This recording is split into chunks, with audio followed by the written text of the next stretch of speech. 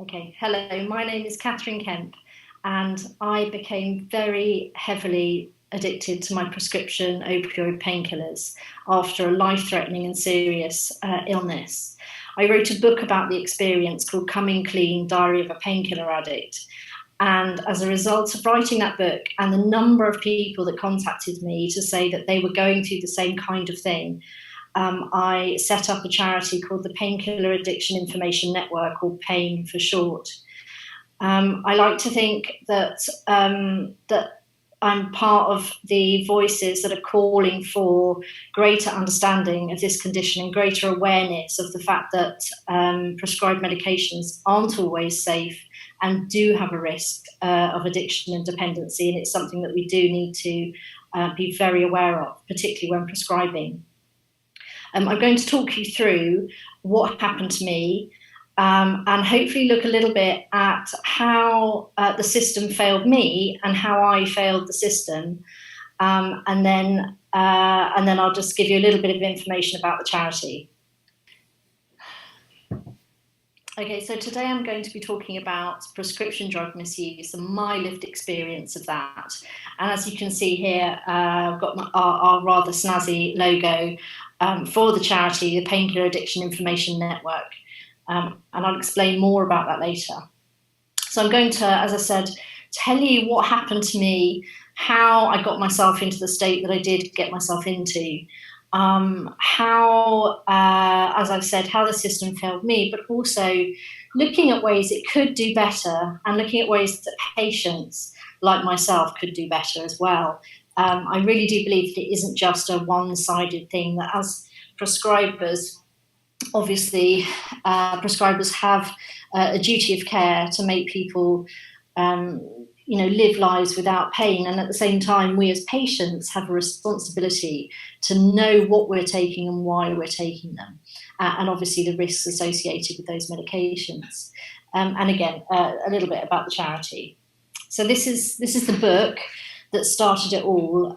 It's called Coming Clean, Diary of a Painkiller Addict, and I wrote this book as a result of writing nearly 22 diaries, going through extreme illness, excruciating pain, lots of surgery, lots of interventions, lots of misdiagnoses as well.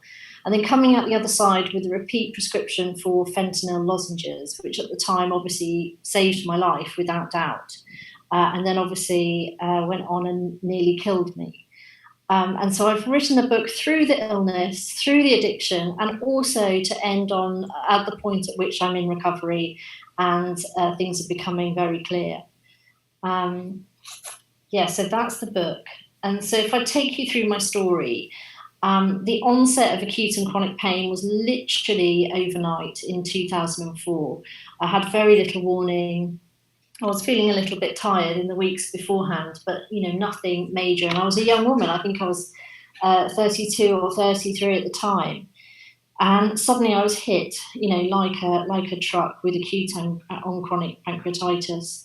And over the next 4 years, I had more than 40 hospital admissions. I mean, my mother diaried everything. It was kind of our way of coping with this extreme level of illness. And I was repeatedly told that I wouldn't survive that many attacks of acute pancreatitis.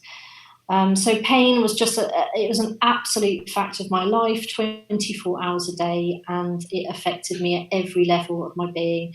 It was a mental battle to get through the hours, the minutes, the seconds. It was an emotional battle to just cope with where I was. I mean, I was working as a journalist. I had just started as a travel writer. I was setting up my own company, supplying stories to national newspapers. My life was really going somewhere. And literally overnight, I became a patient, and I was in an extremely passive role and in excruciating pain. And that was a huge emotional adjustment, and obviously a huge physical adjustment as well. And obviously describing the pain is actually really difficult. It's a huge issue, I would imagine, for GPs. We cannot be plugged into some kind of computer that says, okay, the pain level is 9 or 10 or 3 or whatever it is. And, I fully understand that, doctors, the toolbox for dealing with pain is very small, and opioids are a big part of that. But the impact of my life on the illness, it's really hard at that time to untangle, what was the illness and what was the high levels of morphine that I was being prescribed at the time, and it all kind of melded in together. And I was living with pain and debility. I was completely bedbound. I was unable to brush my hair or anything meaningful at all.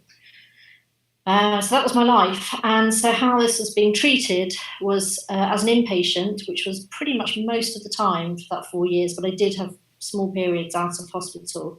But I was treated with IV morphine. And as an outpatient during that time, the first 3 years of the illness, I was treated with oxycodone and tramadol. It wasn't until I had to really fight for a referral up to a London hospital that had a kind of specialist unit. And when I got up there, they instantly moved me over to the IV fentanyl because the morphine had actually been exacerbating my condition and making me that much more ill, actually. And then, as I've said, in 2004, when I was finally discharged, I was sent home with a repeat prescription for fentanyl lozenges and 100 microgram transdermal patches. And I really want to make the point here that there was a huge level of ignorance at the time, and I hope this has changed, about the effects of opioids on patients. And literally within the first few months of taking morphine or being given morphine continually, I was experiencing what I now know to be withdrawal symptoms in between doses. I was having severe muscle cramps, a kind of hallucination, a sort of delirium.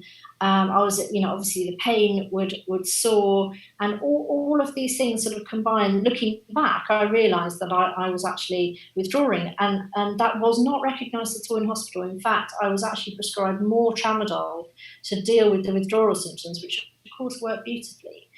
And there were other ways that the pain clinics that I was seeing at the time were trying to help me find alternative ways of dealing with the pain than opioids. I've mentioned ketamine in the book, and there were lots of problems with that. So I was kept on those opioids. So, as I've said, I had a repeat prescription in 2008 for 100 microgram fentanyl patches, which obviously I replaced every 3 days. And I had 200 microgram fentanyl lozenges that I used to take for breakthrough pain. I was told to stick to the eight lozenges a day, and that was the absolute maximum dose. And I managed that for a couple of months. And I don't know what it was. I can remember very clearly the day I took an extra lozenge. It was my relationship had broken down. I was in emotional pain. I was basically alone, in pain, and very ill, and very scared. And I decided to take an extra lozenge, and it was a strange feeling. It was like being back in control of my life, and I'd had years of being operated on, of being diagnosed on, of being this kind of passive recipient of care, and not always care, actually, and it felt like taking that extra medication felt like I was back in charge. And obviously nothing could have been further from the truth. I mean, it was the beginning of a slide into this huge dependency. And I sort of, the amount I was taking went up to 11 lozenges a day, 20, 30, 40, until by the time I actually reached rehab, I was taking 60 lozenges a day, all of it on prescription from my GP. I didn't have to doctor shop. I didn't have to buy it illegally. It was all from my GP. And so the question that everybody asks is, how did you get that much stuff off your GP? And I really, looking back, I don't even know. I used to lie about having pain attacks, but I didn't, that was quite rare. I mean, that happened, but actually it was very much about going in there and just begging him, or crying, or getting very angry when he kept telling me that I was an addict and that I was addicted to those drugs. And at the same time, he was absolutely right. I mean, the GP knew within sort of 3 or 4 weeks that I was, becoming addicted, or I was addicted, and actually probably left hospital addicted to opioids. And what I didn't confess to him was that I had loads of addict behaviours outside. I was hiding lozenges around the cottage just in case. I was hiding them in packs of tampons, in cracks in the beams, anywhere, so that people didn't realise I was taking the amount I was taking. So I was lying to people, all of those things. In the end, I can look back and know that that was the point at which I started experiencing addiction, that I became trapped in a prison of my own making.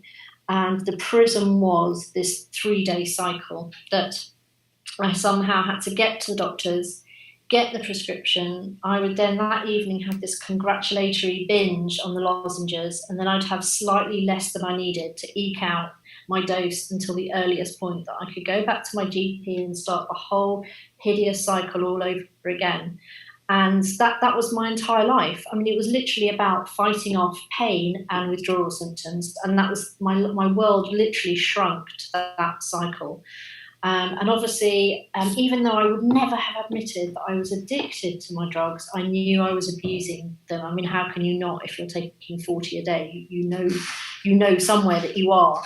And so I felt shame and guilt during that time. I lied to friends and family. I think the maximum amount I ever admitted to that I was taking was 20 a day. And I remember them being really shocked and thinking, oh God, well, I can't tell them I'm taking lots more. And basically I was using those drugs to blot out the pain and the fear of that pain and the terrible trauma that I'd gone through as a result of that illness. And that's something that, as health professionals, we have to remember, that people are doing this for the sake of fear and fear of pain. And anyway, I got to a point of complete desperation. I was writing suicide notes to my mum, who would have found me if I'd OD'd in my sleep overnight. I was writing to her saying, I'm so sorry. And there was literally nothing else I could really say. So there was attempts at intervention during this sort of 18 months this 18-month period between the start of 2008 and the start of 2008 to 2010, when I finally went into rehab. My GP was very aware that I was becoming addicted. There was, as far as I'm aware, there was absolutely no support, no resources for him at that point in terms of cutting me down or taking me off, and I certainly didn't feel that there was any individual support for me either, until it was really far too late. My GP did try to work some services on me. He tried electroacupuncture, which I believe has helped some people with withdrawal symptoms, but I didn't care. I just wanted that green slip of paper at the end of it. He worked provocative therapy on me, which is really controversial, but really, again, it sort of went over my head. I just wanted that prescription. And, we drew up charts for me to withdraw, because I was very willing. I knew that I shouldn't be on this many, and I knew I was becoming trapped. And I would cut down, and I would get to a point of, say, 15 lozenges a day, and the withdrawal symptoms would frighten me and would be so horrendous that I'd bounce back up. I mean, by the time I actually kind of begged to go into rehab, I was seeing devils in the beams, and I was hearing orchestras coming out of plug sockets. I really was becoming insane as a result of taking all of these opioids. And so anyway, my GP cut me off. He refused to prescribe any more fentanyl in January 2010, and that was 18 months or 2 years later. I had been offered a substance misuse service. I knew I needed an inpatient service. I did apply for NHS detox, and I was refused because I wasn't homeless and I wasn't offending. So there's a gap to fall through. I was also very resistant to change, and as I've said, I was very scared. I actually didn't think I could have a life without the painkillers. And the painkillers themselves, what I didn't realise, they were actually exacerbating the pain by that stage. So actually I was really in the same amount of pain, or perhaps even more pain, that I'm even in today. And it was actually about how scared I was of that pain, and scared of facing the problem, and terrified of going into withdrawal because it's really very unpleasant. And obviously, I didn't want to be stuck with that stigma, that label of addict, though I welcome it with open arms today. So finally, yes, I recognised my addiction. I was one of the lucky ones. I was able to put my house on the market and borrow shed loads of money from my parents and go into a private rehab, and that saved my life. I sat in lots of group therapy, realised that my behaviours were exactly the same as people who were perhaps using recreational drugs, that actually all addiction is involuntary, and it all needs to be treated as an illness, actually, at that stage. And I just became very determined to become free of them. Entering the addiction treatment system, I found the substance misuse service extremely frightening. I felt, that I felt the stigma at that stage. Funnily enough, I don't now, but I did at that stage. And rightly or wrongly, and actually wrongly, I didn't want to associate with other sort of street users. And that's something that we find with the charity now, that patients are simply not accessing addiction services because they don't feel that they are in the same position as people who are in more desperate straits. Whether that's true or not is debatable. So I finally got to a point of acceptance around it, and that's when things got better for me. And looking at how we can improve services, a primary objective of the charity is taking responsibility on both sides, so that as patients we take responsibility for the drugs we're prescribed, and as GPs obviously we are given perhaps more education in terms of training. I believe there's only half a day in the syllabus at the moment for addiction in terms of GP training. That's what I've been told anyway. And that clearly seems inadequate, particularly when we have people with complex pain and addiction issues. And having open dialogue, which is brilliant, which is what's happening today. And it's a privilege to be asked to speak at this event. And I know it's a bit of a fairy tale, but if we could have individualised treatment services, pain and addiction experts working together with individual patients, surely that would improve things. Some kind of diagnosis tool, though I believe that actually that's something that's either in progress or has been addressed. And I would ask a few questions of health professionals. I would look at how we can improve patient aftercare and whether there is any. I certainly didn't find any myself, unless I paid for it. There's a huge argument for treating people in primary care and having dedicated pain and addiction teams in primary care, and that would be fantastic. Working with a sort of combined multidisciplinary patient-centred services, ideas such as addiction sponsors in the community, and support in terms of people's context as coming out of an addictive process and back into normal life is a challenge, and there are emotional and economic concerns with that. And some kind of walk-in service would also be great.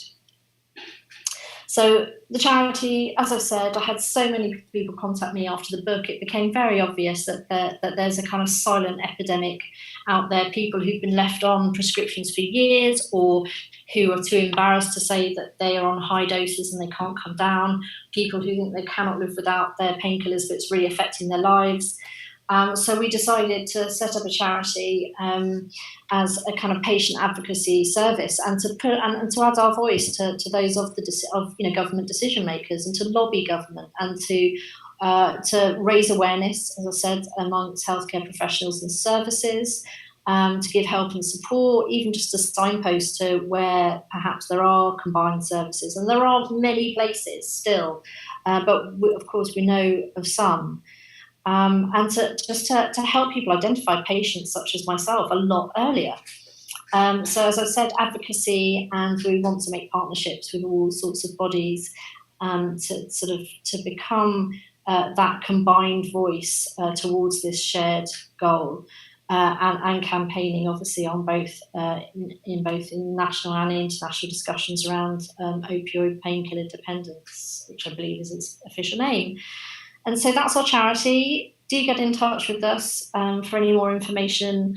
That's my number there, and yeah, and actually the email has changed, so it might be worth contacting me, Cathryn Kemp at hotmail.com. That would be the only thing I'd add there.